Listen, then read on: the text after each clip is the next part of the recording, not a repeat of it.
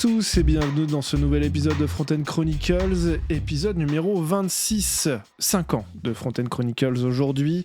Je suis toujours co-animateur de ce podcast avec Denis Souron, le seul, l'unique. Bonjour à toi Denis, comment vas-tu ? Bonjour à toi Benjamin. Aujourd'hui, une journée un peu incroyable parce qu'après des années à parler de framework, de bundler, de JavaScript, est-ce qu'il n'est pas temps de se dire au revoir ? C'est la question du jour et on va faire le point sur l'aventure, les doutes et peut-être qu'on va vous donner 2-3 infos à la fin qui peuvent en intéresser plus d'un. Notamment où habite Denis Souron. Exactement, voilà. Restez après le générique.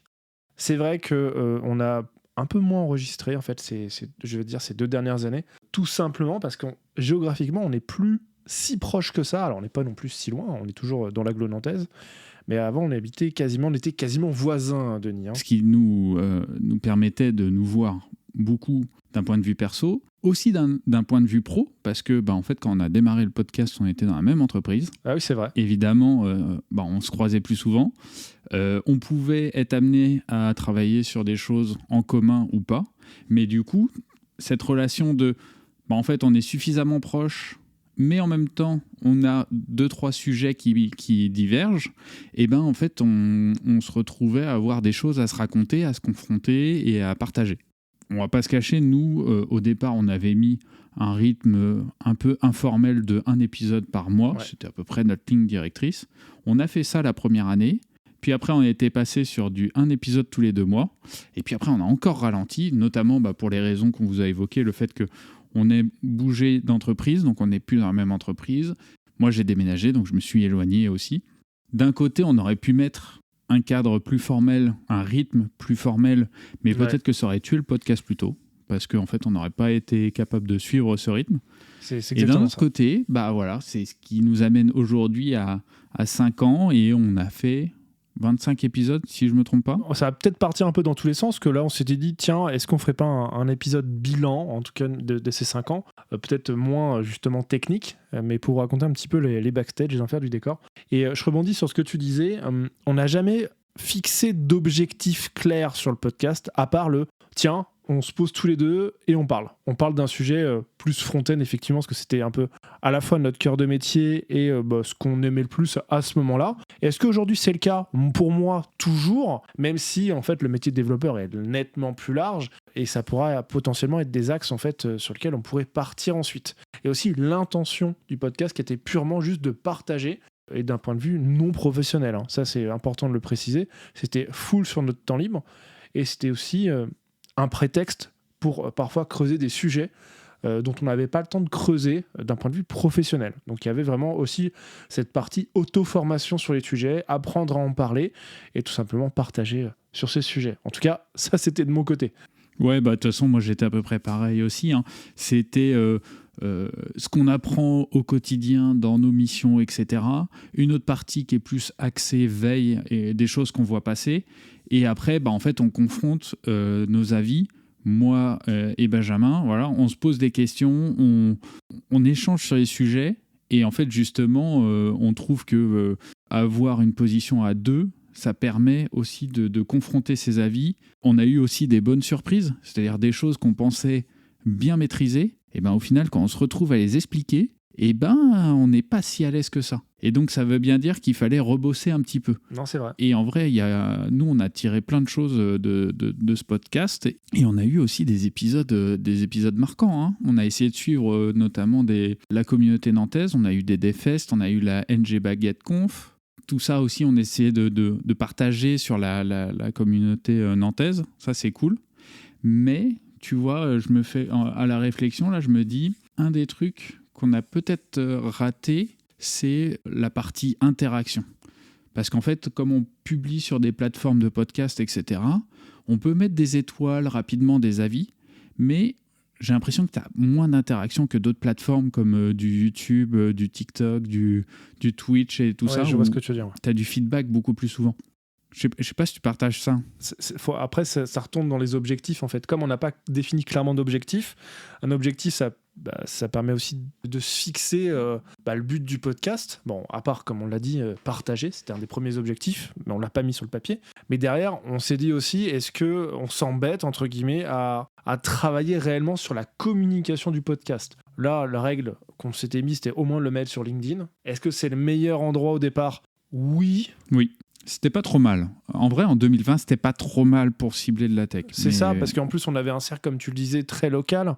Donc, on partageait à nos collègues, avec d'autres personnes qui écoutaient ça. Donc, c'était cool. Et on avait quand même, alors pas effectivement de l'interaction directe, mais on avait des retours sur des sujets où on a pu du coup s'améliorer sur la qualité, sur peut-être les synthèses, sur les sujets aussi. Et puis derrière, aujourd'hui c'est vrai que c'est un peu différent. On est à peu près sur toutes les plateformes de podcast. Tout simplement, je vous explique la technique derrière. Au tout départ, on était sur Anchor. C'était une plateforme gratuite qui faisait un peu tout, c'est-à-dire qui proposait un flux RSS, qui proposait de l'hébergement gratuit et qui proposait de partager sur les différents catalogues de podcasts qui étaient donc Apple Podcast à l'époque, Google, et je crois qu'ils avaient intégré Deezer. Ça a été racheté par Spotify, ça c'est sûr. Bon, ensuite, l'histoire du podcast, c'est que Google Podcast n'existe plus. Aujourd'hui, c'est sur YouTube, même s'il y a un flux, c'est un peu chelou. Vous avez un flux podcast, vous pouvez aller en discovery des podcasts, mais voilà, vous tombez aussi sur des shorts et des vidéos YouTube. Je crois qu'il faut l'application YouTube Music aussi. Enfin bref, ouais, c'est un peu confus. Un peu bizarre. Sur Spotify, c'est assez clair. Il y a vraiment un catalogue podcast. Je parle beaucoup pour dire peu, mais au final, on est parti sur Anchor parce que c'était très simple. Donc là, on passe par Spotify pour poster de façon plus large le podcast. Pourquoi ? Parce que c'est gratuit, tout simplement. On n'avait pas forcément envie de débourser d'argent pour ça. Si on avait voulu faire quelque chose de peut-être plus sérieux, avoir des stats qui nous intéressent, driver les interactions, peut-être qu'on le fera dans le futur, peut-être, mais effectivement ça demande du temps, et en fait c'est du temps qu'on n'avait pas forcément envie d'investir aussi. Puis ouais, autrement on sait qu'il y a des alternatives. Une des plus connues c'est Ocha, si ça existe toujours, mais en tout cas quand on avait démarré on savait que c'était si on voulait quelque chose d'un peu plus sérieux, on pouvait prendre quelque chose comme ça. Mais mine de rien, en vrai, à part ça, on a eu assez peu de problèmes en fait au niveau de la technique. Parce que toi, Benjamin, tu avais déjà du matériel, une table de mixage, etc. Tu avais déjà 2-3 micros. Et puis, moi, assez vite, j'ai acheté un micro aussi. Et en fait, on s'est retrouvé avec c'est ça. Un setup pas trop mal. Au niveau montage, tu faisais déjà du podcast, donc ça déroulait aussi. Et mine de rien, au niveau de la technique, c'est un truc, je pense, qui nous passionne tous les deux. C'est le fait d'avoir du bon matériel et de faire les choses correctement. Le son, c'est super important. T'as raison. Même quand on regarde une vidéo, si la vidéo elle est dégueulasse, mais que par contre le son est bon, c'est regardable. L'inverse n'est pas vrai. Ouais. Bon là, évidemment, il n'y a pas de vidéo, donc autant avoir un son qui est correct. Si on parle un peu du podcast, tiens, je vais te poser une question, Denis. À ton avis, quel est le sujet, le domaine de sujet qu'on a le plus couvert depuis qu'on avait commencé le podcast ? Moi, je vois 3 tendances. Donc, je pense que la réponse, elle est dans une des 3. Il y a une première, c'est Angular. Ouais. Il y a une deuxième, c'est le State of JS. Okay. Et il y a une dernière, c'est le DevFest, je dirais. C'est les 3 grosses thématiques. State of JS, on a dû faire 2 ou 3 épisodes faciles. DevFest, pareil. Et Angular, peut-être qu'on en a fait plus. Ouais. Donc, je dirais peut-être Angular. Angular, on en a fait 5 sur les 25. Donc, effectivement, c'est la plus grosse proportion. C'est ça. Mais en même temps, c'est pas innocent. On peut parler de ligne éditoriale, mais bon, on a fait que quelques épisodes. On n'est pas non plus hyper clivant, mais on voulait plutôt rebondir un peu aussi sur des choses qu'on voyait au niveau du marché et au niveau de ce qui se passe à côté, des réseaux sociaux ou même des tendances et tout ça. Et on voyait le State of JS, carrément, où on nous bassinait du React et tout ça, alors que en fait, on était tous les deux en ESN. On voyait très très bien qu'il y avait des offres Angular. On voyait très très bien qu'il y avait des projets qui démarraient en Angular. Il y a plein de boîtes qui font leur logiciel interne en Angular, etc. Bien sûr. Donc, c'est peut-être pas aussi visible que React, mais en fait, on avait aussi cette volonté de dédramatiser Angular. C'est pas honteux si on fait de l'Angular en 2020, en 2022, en 2025, 2026. Il n'y a pas de frustration à avoir. Alors, évidemment, la techno, elle a le droit de pas vous plaire. Elle a le droit vous avez le droit de la trouver pas très efficace ou peu importe. Complètement. Mais en tout cas, vous n'êtes pas obligé de la subir, C'est ça que je veux dire. Et c'est vrai que pour ça, on a fait beaucoup de sujets là-dessus, et aussi parce que nous, on aimait bien la techno, évidemment. On va pas se le cacher, on aimait bien la techno. On l'aime toujours pas mal, Mais c'était des sujets aussi, on va pas se le cacher, faciles pour nous, en tout cas, à chaque fois qu'on en parlait. Soit on était sur un des projets et on voulait les mettre à jour, soit on était toujours en mode qu'est-ce qui se passe au niveau de l'état de l'art. On a parlé aussi beaucoup de tooling JavaScript, sur du build, du runtime, des package managers. On a parlé d'autres frameworks, on a parlé de Vue, on a parlé de Nuxt, de Qwik, et on a parlé à un moment donné, on a fait un épisode spécial Jamstack. Par contre, ce qui est assez marrant, c'est qu'on n'a jamais parlé de React du coup. C'est vrai que j'ai pas rebondi à ce que tu as dit, mais en fait, je pense qu'on était... c'est pas contre la hype, mais comme React a toujours une énorme part de marché, et je dirais peut-être, est-ce que c'est React ou Next qui a une énorme part de marché, je pense qu'on était aussi à contre-courant, parce qu'en contenu francophone sur de l'Angular, ça courait pas forcément les rues. Alors que React, on avait beaucoup plus de médias qui en parlaient. C'était aussi le langage de freelance à une époque, hein, React. Si tu voulais avoir du taf, il y avait beaucoup de missions ou de piges en React. On a parlé aussi d'homogénéité de code pour le front, les linters, le slint. On a fait effectivement, comme tu l'as dit, mais ça n'arrive pas en première position, des retours d'expérience sur le DevFest et NGBaguetteConf. On n'a fait que 3 épisodes là-dessus. Et après, c'était des épisodes un petit peu plus... on va dire, différent, où on a fait un seul épisode qui durait, je crois, 1h30 ou 2 heures. On avait 2 invités avec nous, et c'était un des épisodes qui était le plus écouté. Ouais, c'était le 10e épisode, si je me souviens bien. C'est ça. C'était le premier anniversaire, je crois. Je crois que c'était ça, ouais. C'était cool. Ouais, c'était cool. C'est vrai qu'après, on s'était dit qu'on allait renouveler l'expérience, et en fait, on l'a pas fait pour des raisons d'organisation et aussi de timing, tout simplement. Voilà, au début, par exemple, on parlait du fait qu'on avait bougé au niveau boulot, perso et tout ça. Il faut savoir aujourd'hui que les podcasts, en fait, on les enregistre chacun chez nous avec un enregistrement local et après, on fusionne les deux MP3 avec du montage, etc., etc. Avant, on se retrouvait dans une même pièce. C'est ça. Avec les micros et tout ça, et on était face à face. Et donc, quand on a tourné cet épisode d'anniversaire, on était 4 dans la même pièce. Et donc, c'est beaucoup plus facile, beaucoup plus chaleureux, etc., etc. Les interactions sont plus simples, t'as raison. Ouais, c'est ça, les interactions. Et puis, voilà, on se retrouve tous autour d'une table, on discute et tout ça. Aujourd'hui, du coup, si on invite quelqu'un, on le fait à distance. Moi, je trouve ça moins sympa. Quelqu'un que j'apprécie beaucoup et que je connais aussi côté perso, c'est le permacodeur. Je serais ravi de l'inviter dans un épisode de podcast. Mais en vrai, si on est tous les 3 à 40 km les uns des autres, je trouve ça pas très sympa. Ou follower une salle avec du public. Ça aussi, c'est un défi qu'on peut se donner. Ah bah c'est sûr. c'est sûr. Mais voilà, c'est, au niveau du son, ça change rien. Par contre, je pense qu'au niveau de la qualité des échanges et de l'ambiance, etc., je pense qu'on y perd. Et du coup, on n'a jamais osé faire un épisode avec quelqu'un à distance. Je remets les objectifs sur le tapis, en fait. On en a discuté, mais dès que ça devient une contrainte, en fait, on se dit, non, on va pas s'emmerder. Ça nous ferait plaisir. C'est vrai qu'on en a, par le passé, on en a parlé à certains collègues, ils étaient potentiellement chauds pour venir, mais on n'a pas organisé le truc, on n'a pas passé le pas. Donc, si vous écoutez cet épisode, n'hésitez pas à candidater auprès de Denis, c'est lui qui récupère les candidats. Non, je rigole, indépendamment que ce soit lui ou moi. Et puis on peut en discuter, bien sûr.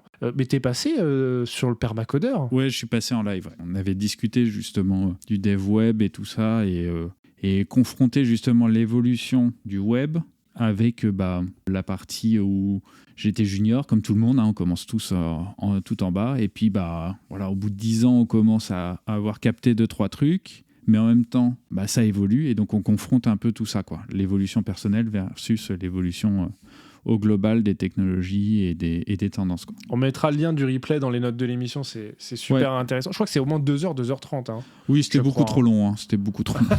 C'est le replay d'un live, donc après, on voit l'exercice, donc c'est normal, c'est tout à fait normal. Exactement.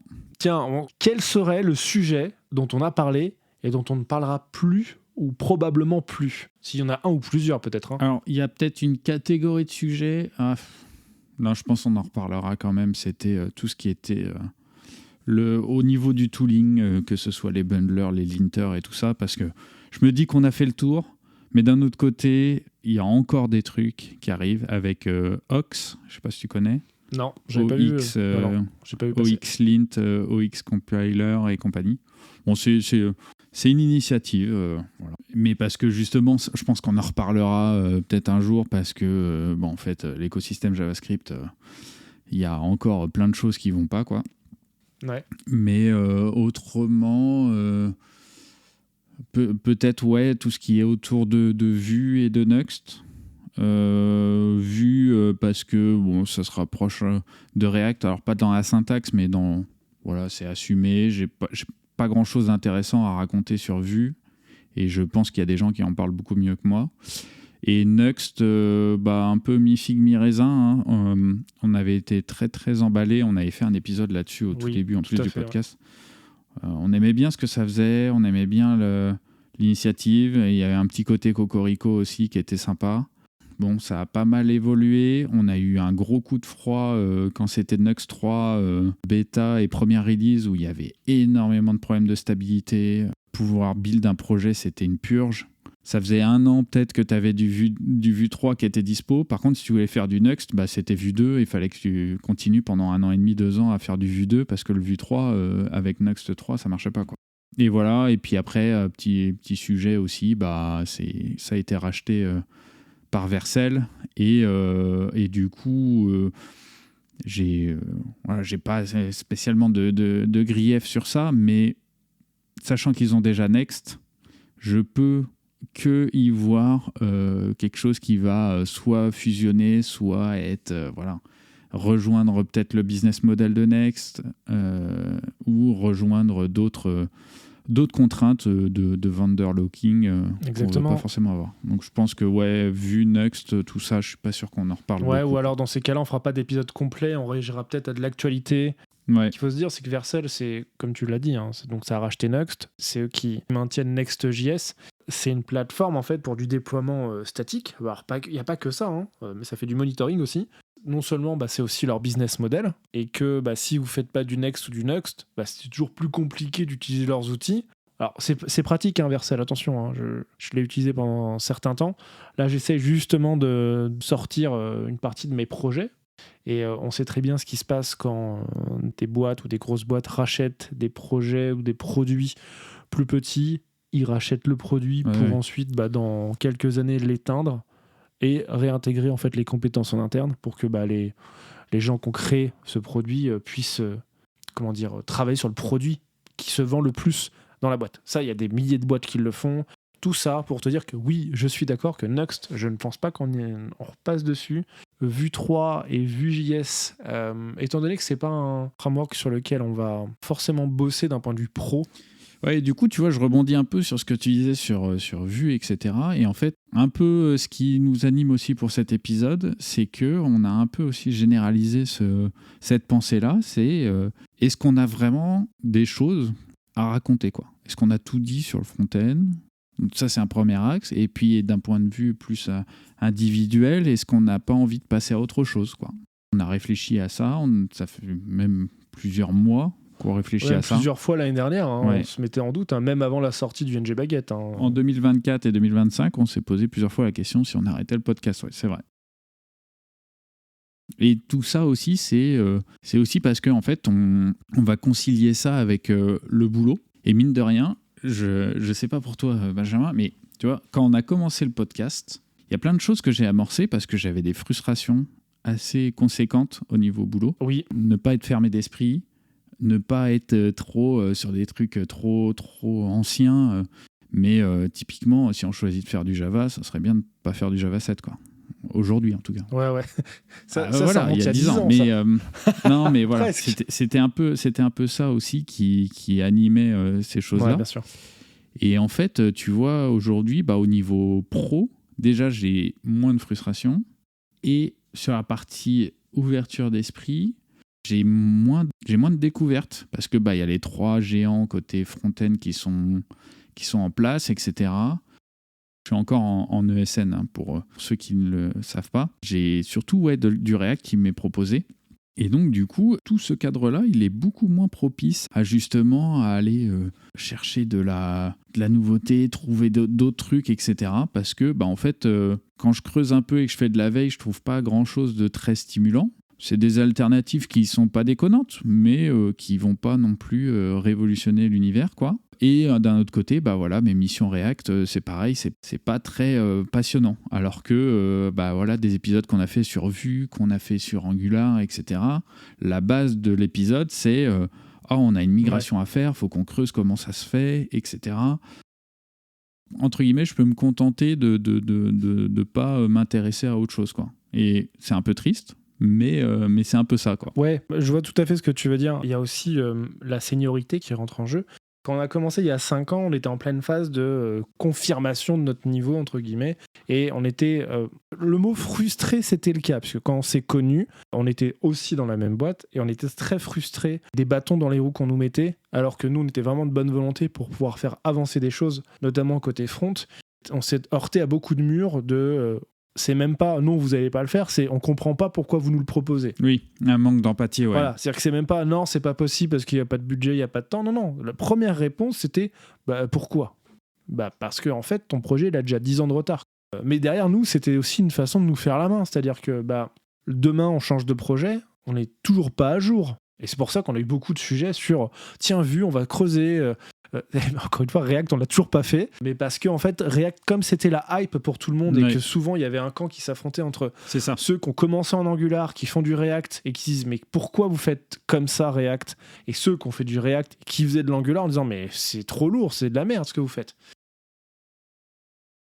Un milieu clivant, encore une fois pour moi, c'est pas propice à de l'intérêt. On peut avoir de l'intérêt sur des choses c'était clivant, hein, qui peuvent intéresser des gens qui veulent te le partager. Tiens, écoute, j'ai fait Angular et React, je préfère React parce que... Et là, tu vois, il y a un échange qui est constructif. Le contre-exemple de tout ça, c'est par exemple l'émergence des signaux, où en fait les différentes technologies ont commencé à se parler en mode tiens, toi t'as fait comment, moi j'ai fait comme ça, etc. Ah ouais, c'est une bonne idée plutôt de le faire comme ci ou comme ça. Et là, on sentait qu'il y avait plus une interaction entre tout le monde et pas une guerre de clans où chacun boude, quoi. Mais ouais, pour en revenir à la seniorité, en fait, je pense aussi, entre-temps, on est passé d'à peu près 5-6 ans d'XP à 10 ans d'XP pour nous deux entre le début du podcast et maintenant. Et en fait, une même situation, on ne l'apprécie plus du tout pareil. Autant il y a 5 ans, un framework nouveau, etc., c'est un vent de fraîcheur, c'est des choses qui un peu viennent nous bousculer et ça fait du bien. Et en fait, aujourd'hui, c'est sûr que c'est ça, Benjamin, je te laisserai limite compléter si tu veux, mais tu vois, moi, un framework qui va mourir dans 6 mois, ça ne m'intéresse pas en fait, tu vois. Une technologie qui arrive là et qui va mourir dans 6 mois, ça ne m'intéresse plus en fait. Ça t'intéresse plus. Ouais, c'est ça.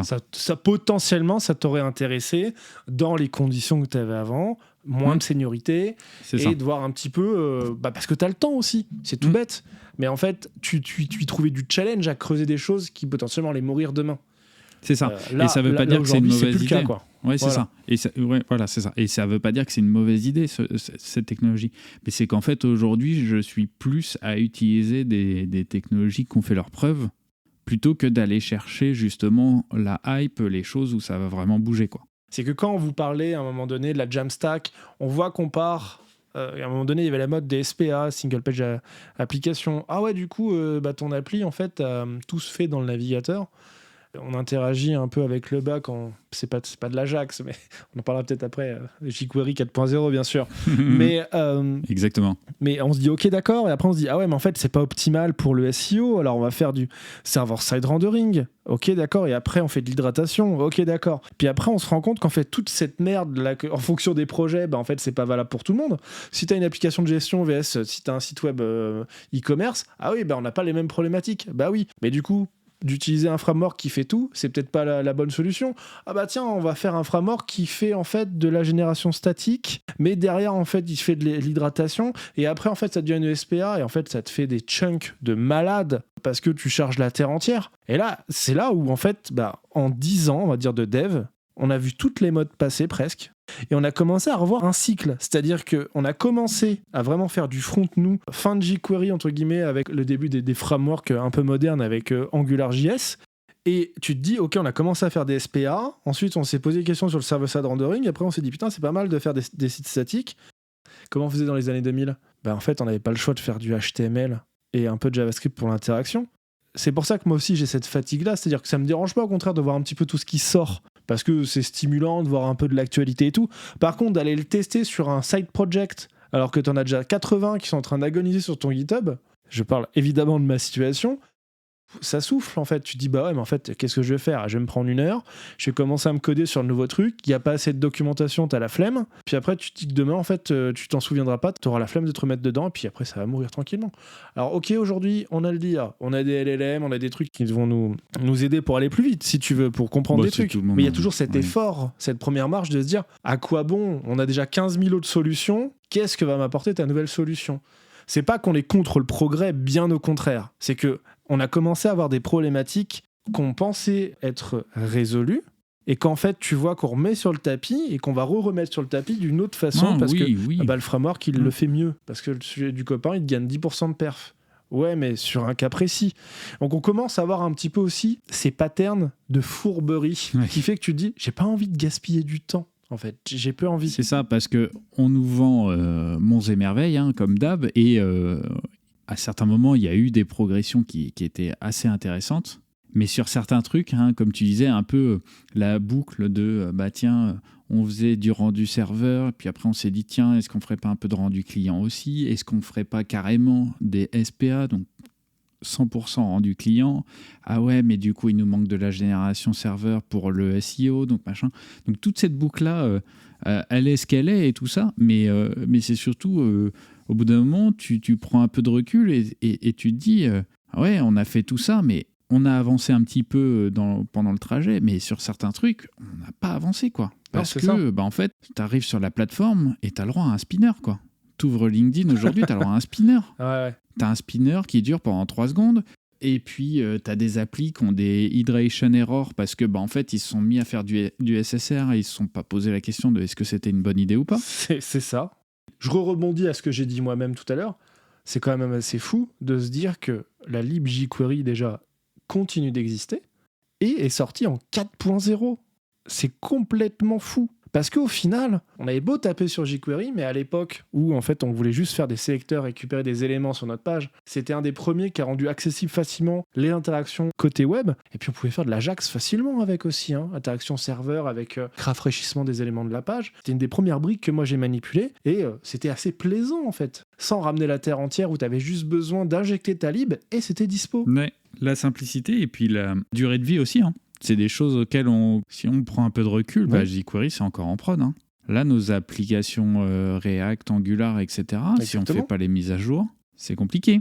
On a de la maintenance, mais il faut quand même suivre le train, quoi. Si tu as plus de 2 ans de retard, c'est foutu. Et puis tu as les CVE. Parce que là, aujourd'hui, par exemple, React, si je ne me trompe pas, on est en React 19. Angular, on est en 20 ou en 21. 21, là, peut-être. C'est bien, mais... Aujourd'hui, si tu as une CVE sur la version 15, il se passe quoi d'Angular ou de React? Si tu as la version 15 chez toi et que tu as une CVE dessus, tu fais quoi? Tu migres ton projet et ça va être très douloureux.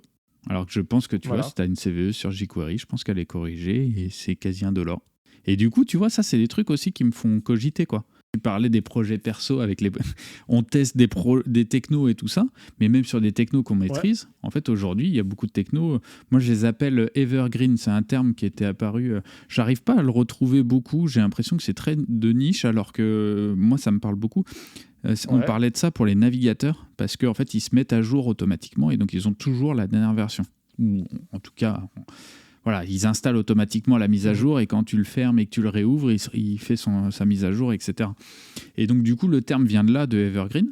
Moi, j'aime bien l'appliquer au framework parce que, en fait, ou même à certaines libs, aujourd'hui, la partie web, ou en tout cas la partie front JavaScript, il y a énormément de Evergreen. Et le Evergreen, ça concerne, du coup, tes versions majeures. Aujourd'hui, tu ne peux pas faire un projet Angular si tu n'as pas de stratégie de montée de version. Si tous les 6 mois, tu mets pas un peu de pognon pour faire ta montée de version, tu génères de la dette, et le jour où tu as une CVE qui peut tuer ta boîte, tout simplement, tu es obligé de faire la montée de version, et là, ça va piquer. Et en plus, on peut parler juste de ces 6 derniers mois. Sur NPM, il y a eu au moins 2 grosses attaques sur des libs qui étaient très, très utilisés. Si t'es pas un peu alerte sur ce qui se passe, en fait, ton projet, il est infecté. Ton projet en prod, il est infecté par ça. Bon, on a digressé un peu sur ce sujet-là. On est... Mais c'est intéressant, Mais voilà, c'est le oui, but. mais oui.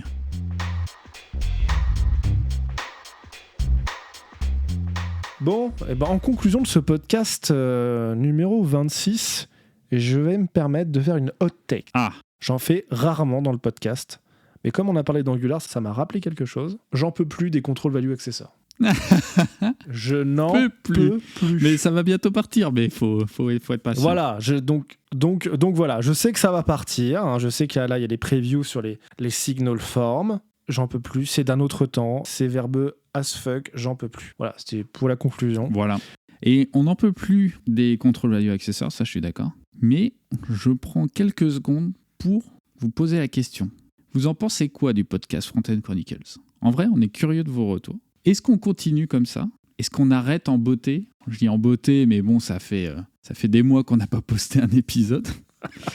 En vrai, on serait vraiment curieux d'avoir un peu de vos feedbacks. Il y a certains d'entre vous, on vous croise à un Node.js, à un DevFest, on a une occasion, etc. On ne vous demande pas de faire le brainstorming à notre place, hein, mais c'est plutôt s'il y a des choses qui vous intéressent, bah nous, on est toujours preneurs. Et est-ce qu'il est l'heure du reveal ? Le reveal, vas-y, je t'en prie. Le reveal. Donc là, on est arrivé aux 5 ans. On a fait 25 épisodes. C'est le 26e là. Et donc, qu'est-ce qu'on fait en 2026 ? Eh ben moi, j'ai envie de savoir, Denis, qu'est-ce qui se passe en 2026 ? Voilà. Oui. La foule est en liesse, évidemment. Non, en vrai, on ne va pas vous quitter tout de suite. On va faire un prochain épisode. Et surtout, on a décidé cette année de se faire violence. Et donc, on va revenir à une cadence qui est beaucoup plus sérieuse. Et on va voir aussi comment mieux, pas marketer, parce que j'aime pas ce mot-là, mais essayer de réfléchir aussi à la diffusion du podcast pour que ça touche plus de gens. Aujourd'hui, on a beaucoup moins d'auditeurs. Évidemment, entre la fréquence et le fait qu'on communique moins, c'est tout à fait logique. Hein. On va réfléchir aussi à ça, de comment on diffuse. Voilà, LinkedIn, c'est plus ce que c'était. Aujourd'hui, diffuser de la tech sur LinkedIn, c'est vraiment compliqué. C'est noyé parmi plein de posts de faible qualité, je vais le dire comme ça. C'est vrai. Twitter, c'est pas forcément facile. Blue Sky, tout le monde n'a pas forcément migré. Mastodonte, moi, j'y suis pas, par exemple, et je suis pas forcément convaincu du modèle où on peut se faire ban d'une plateforme. Donc, j'ai pas de recette miracle. Je repars sur ce que tu as dit. Effectivement, je vois 3 gros axes. Premier, c'est, tu l'as dit, LinkedIn, tout ça. J'en peux plus des posts bullshit, en fait. Je pense que depuis qu'on a commencé le podcast, on essaie d'être le moins bullshit possible, de donner notre avis. Peut-être que des fois, on est peut-être un peu... on arrondit les angles sur nos vrais avis, entre guillemets, qu'on aurait en privé. C'est juste qu'il faut que le podcast soit écoutable, quoi. Ouais. On essaie, en tout cas, d'être le plus sincère possible dans notre démarche. Et surtout, c'est vraiment l'esprit du partage. C'est ça, et puis même, c'est pas très intéressant si vous m'entendez râler pendant 20 minutes contre Webpack, quoi. Au bout d'un moment, c'est pas ça. Passionnant. Et voilà, une citation du permacodeur, par exemple, c'est arrêtez de me parler de ce qui vous intéresse pas, parlez-moi de ce qui vous intéresse. Et en vrai, c'est bien plus passionnant, bien plus inspirant, et du coup, on peut découvrir des trucs. Dès qu'on a un peu d'empathie, quelqu'un qui nous parle d'une techno ou même d'un sujet qui ne nous parle pas du tout, en fait, si la personne elle est passionnée, forcément, on va s'y intéresser un minimum, quoi. Voilà. Exactement. Donc, moins de bullshit. Ça va être aussi sur les réseaux sociaux, comme tu le disais. On va essayer de voir comment on va faire. Du cross-post, ça c'est sûr. Sur quel réseau, on ne sait pas encore. Ouais. Le deuxième axe pour moi, c'est la big picture. C'est qu'en fait, on va peut-être moins faire de framework ou de savoir comment Angular fonctionne, même si c'est intéressant, hein, mais plus s'intéresser au web en général. La boucle d'événements, les threads. Tiens, pourquoi en fait tel truc a été réécrit en langage natif ? Par exemple, le futur de TypeScript avec TypeScript 7.0 et leur compilateur qui est réécrit en Go. C'est-à-dire qu'on va essayer de voir un peu plus big picture, un peu plus peut-être concept aussi parfois. Et le troisième, qui rejoint un petit peu le côté bullshit, on n'a pas de site web aujourd'hui. On n'a pas de site web Front-End Chronicles. On avait un bento, mais bento ferme. Et oui, parce que ça a été racheté par Linktree, et Linktree s'est dit, hop, on arrête les frais, c'est de la connerie ton machin. C'est dommage, on avait réussi à avoir le /FEC quand même. 3 lettres, c'est quand même... Ouais, il était bien. Hein. Franchement, c'était quand même assez pratique. Donc c'est quoi ? C'était un agrégateur de liens, qui fait qu'avec une URL unique, vous aviez nos contacts, plus 4 ou 5 plateformes de podcast, plus le flux RSS. Donc on va y réfléchir. J'ai commencé à coder 2-3 trucs, mais on va avoir un site web probablement qui sera lié à github.io. Donc on vous communiquera l'URL très bientôt. Voilà. Je pense qu'il est temps d'annoncer le prochain épisode du coup. Et ça sera le mot de la fin. Et ouais, puis, carrément. Et puis voilà. De quoi on parle, Benjamin, dans le prochain épisode qui arrive bientôt, du coup, parce qu'on se secoue les rognons? Eh bien écoutez, on va parler de TypeScript et de langage natif. J'en ai parlé il y a quelques instants. Son compilateur, il va être réécrit en Go avec le projet Corsa. Et il y a beaucoup de choses à dire, à la fois sur Go, sur du Rust. Pourquoi TypeScript encore aujourd'hui en 2026 ? On avait fait un épisode spécial TypeScript. Donc il y a beaucoup de choses à dire et je pense que ça va intéresser pas mal de personnes. Puis moi, j'aimerais bien parler un peu aussi des interpréteurs TypeScript directs. Voilà, on a Deno ou Bun qui peuvent lire directement du TypeScript sans la phase de transformation en JS. Et en vrai, ça c'est cool aussi. Dans l'épisode 27, si vous avez bien suivi. Exactement. Eh bien, c'est tout pour cet épisode anniversaire, FAQ sans question. On vous donne rendez-vous au prochain épisode. Vous pouvez toujours nous suivre sur toutes les plateformes de podcast. Vous trouverez les liens dont on a parlé dans les notes de l'émission. Et puis on se dit à la prochaine. Et oui. Salut. Salut.